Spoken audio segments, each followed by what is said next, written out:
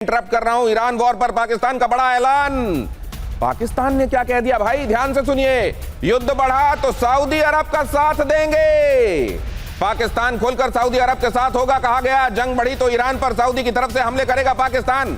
मुझे तो हैरानी इस बात की भी है कि इतनी देर से यह बात क्यों कही जा रही है, जब दोनों के बीच में पैक्ट था कि तुम पर हमला, दोनों पर हमला माना जाएगा। जब सऊदी पर हमला पाकिस्तान और सऊदी दोनों पर माना जाने वाला, ये करार कर चुके थे आप कि पाकिस्तान पर हमला होगा तो सऊदी पर भी हमला माना जाएगा, तब पाकिस्तान ये बयान इतनी देर बाद आकर क्यों दे रहा है general Sinha? On May 9th, be part of history. Chinmaya Gita Samarpanam, a global Guinness World Record official attempt. Together, join online and let's chant Gita chapter 15, just 20 verses, simply read from the screen. Don't wait, register today. Very simple है। देखिए, पाकिस्तान के अंदर में 3 bases हैं। एक base तो आपने सभी नूर खान का सुना है, जहां अमेरिकन फोर्सेस हैं।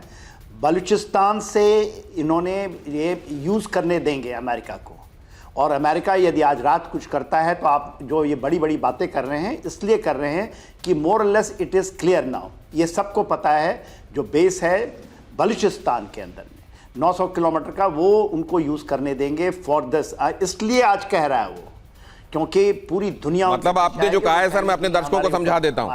आपने जो कहा है मैं अपने दर्शकों को समझा दूं जरा सर, फिर उसके बाद अपनी बात पूरी कीजिएगा। जनरल सिन्हा आपको यह बताना चाह रहे हैं कि सऊदी अरब के साथ नहीं है वो अमेरिका के साथ है। पाकिस्तान असल में इजराइल और अमेरिका जो जंग लड़ रहे हैं उसमें अमेरिका और इजराइल की तरफ से ईरान के खिलाफ हथियार उठाने की बात कह रहा है। तो इससे आप यह भी समझ जाइए कि वो कितना इस्लाम के मानने वालों के साथ खड़ा है, नहीं खड़ा है, यह फैसला आप लीजिए। जी जनरल सिन्हा, अपनी बात पूरी कीजिए। देखिए, पाकिस्तान की जो ये चेहरा है जो खुल करके सामने आया है, जो वो कर रहा था, जिसको हमारे फॉरेन मिनिस्टर दलाल कहे थे कि दलाली कर रहा था, जब वो पाकिस्तान, इजिप्ट और टर्की मिलकर के कुछ समझौता करना चाहते थे, वो तो ख़त्म है, कहीं ठंडे बस्ते पे चला गया है। Use of Pakistani land for the attack, और वो बहुत इंपॉर्टेंट है अमेरिका के लिए। सऊदी अरेबिया से कोई केवल वहाँ से एयर आप जा सकते हैं, मैं लैंड का खास करके जब आप उसकी जो सबसे इंपॉर्टेंट जगह है बंदर अब्बास यदि आपको पहुँचना है, जो स्टेट ऑफ हार्मोज के ऊपर में, तो नेवल एंड ग्राउंड ऑपरेशंस। और इसको ध्यान रखिएगा, यदि अमेरिका कुछ रात में कुछ करता है, something is brewing up from this side. यह बड़ी खबर है सर, एक बार फिर से अपने दर्शकों को दिखा देता हूं। पाकिस्तान का यह ऐलान है कि वो इस वॉर में अब खुलकर सऊदी अरब के पक्ष में खड़ा होकर लड़ेगा। इसका मतलब क्या है? इसका मतलब यह है कि उसने इना वे कह दिया है कि मैं अमेरिका के साथ खड़ा दिखाई दूंगा, मैं अमेरिका के इशारे पर अमेरिका की तरफ से लड़ूंगा, और मैं इजराइल की तरफ से हथियार उठाऊंगा। यह बात पाकिस्तान ने इना वे कह दी है। युद्ध बढ़ा तो सऊदी की तरफ से लड़ेंगे। अचल मल्होत्रा सर, पाकिस्तान में इस बात के क्या रिएक्शन आप होते हुए देख रहे हैं? देखिए, पाकिस्तान से इस तरह की मुझे मतलब कोई किसी भी तरह से हैरानी नहीं हुई। पाकिस्तान जो अमेरिका को खुश करने के लिए कुछ भी कर सकता है। Pakistan, fact of the matter is कि हिस्टोरिकली वो अमेरिका का पपेट रहा है। बीच में एक थोड़ा सा समय आया था जब डोनाल्ड ट्रम्प ने इसे गालियां लगाई थी कि आपने millions and billions of dollar हमसे लेके हमें चीट किया, बट वो दौर चला गया है। और अब हम देख रहे हैं जो इनकी बौलहौमी है। और पाकिस्तान एक ऐसी कंट्री है जो पैसे के लिए कुछ भी कर सकता है, और शायद यही वजह है कि इस तरह के जब हालात बनते हैं तो अमेरिका का कॉन्फिडेंस अगर पाकिस्तान में ज्यादा है तो इसलिए है कि अगर अमेरिका पाकिस्तान का कान मरोड़ के कहेगा कि भाई मुझे तुम्हारी ये जमीन इस्तेमाल करनी है, तो पाकिस्तान कहेगा आइए sir, you are most welcome. हमसे अगर वो कहेगा कि हमारी किसी पोर्ट पे फैसिलिटी दे दीजिए क्योंकि हमें ईरान के खिलाफ करना है, तो हम 1000 बार सोचेंगे और 1000 बार सोचने के बाद ना कर देंगे। तो इस चीज को भी वो जानता है अमेरिका। तो इसीलिए कहते हैं कि इसकी ज्योग्राफिकल लोकेशन और इसकी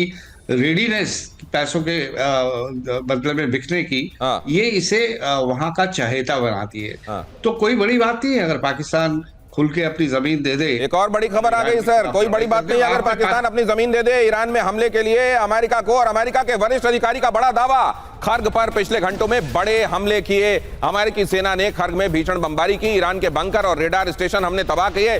खर्ग द्वीप पर हथियार डिपो को भी बनाया गया निशाना। अब जरा एक बार फिर से आपको इजराइल लिए चलता हूं, जहां मौजूद है हमारे संवाददाता मनीष झा। मनीष, आपको इंटरप्ट करना पड़ा, पहले खबर आ गई, इस बार अबाध तरीके से आपको 40 सेकंड दे रहा हूं। क्या महत्वपूर्ण, क्या नोटिसेबल ऐसा लग रहा है जो हमारे दर्शकों को आप इस समय बताना चाहते हैं? देखिए, मैं एक बार फिर से ये कहना चाहता हूं कि इजराइल अपनी कार्रवाई, अपना स्ट्राइक लगातार जारी रखेगा और किसी भी हालत में युद्ध को बंद करने नहीं देगा। और इस वक्त महत्वपूर्ण बात इस समय जो दुनिया जानना चाहती है, अगर मनीष आप इस बारे में कुछ बता सके, माफ कीजिए, ये बताइए क्या Israel nuclear, tactical nuclear weapon के इस्तेमाल के बारे में भी सोच सकता है, या इसको कंप्लीटली रूल आउट किया जाता है वहां? इस बारे में क्या खबर है? देखिए, होने को तो कुछ भी हो सकता है, लेकिन बात यह है कि जब खुद ही ड्राइविंग सीट पर अभी प्रेसिडेंट ट्रंप बैठे हैं तो प्रधानमंत्री नेतन्याहू अपने हाथ क्यों गंदे करेंगे? यही फर्क पिछले साल जून में हुए जंग और इस बार के जंग में है कि इस बार ये को पायलट की भूमिका में है और पायलट की सीट पर उन्होंने प्रेसिडेंट ट्रंप को बिठा रखा। और ट्रंप अगर मान लीजिए कोई ऐसा कुछ कदम उठा भी लेते हैं तो कौन क्या बिगाड़ लेगा?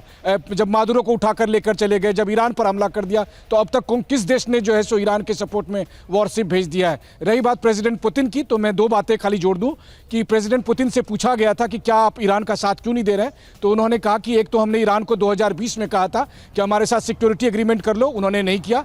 दूसरी बात उन्होंने कहा कि इजराइल में 20% आबादी रशियन जूस की है, जो रूसी भाषा बोलते हैं। यहाँ पर हिब्रू के बाद दूसरी सबसे ज्यादा भाषा बोलने वाले आबादी रूसी भाषा की है। तो पुतिन का इजराइल के साथ, रूस का इजराइल के साथ एक अलग संबंध है।